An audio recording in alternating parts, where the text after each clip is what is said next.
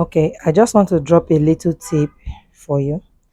If you found your Mako in this situation and you are confused at what to do, because at this point it's squeezed and it looks like it's almost useless and might not be able to give you your final look, here's what you do.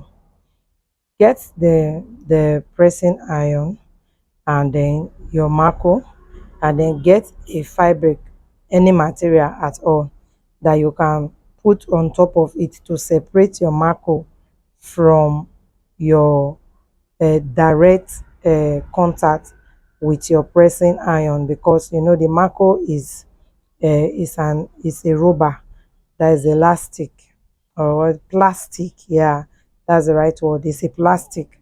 So anytime hot iron comes in contact with it, it's going to melt.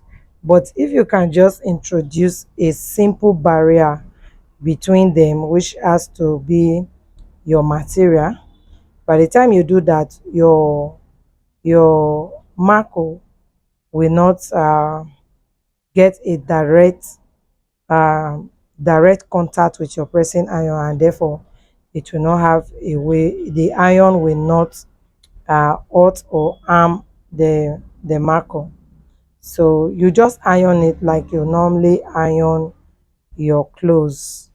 All right, just allow the steaming of the iron to really be intensified on the Mako, and the Mako is going to be straight and flat as you want it. It's very simple.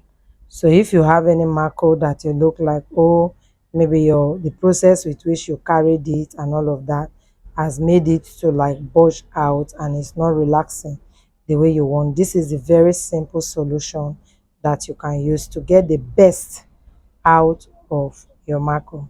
So thank you very much. I am Creative Ends International.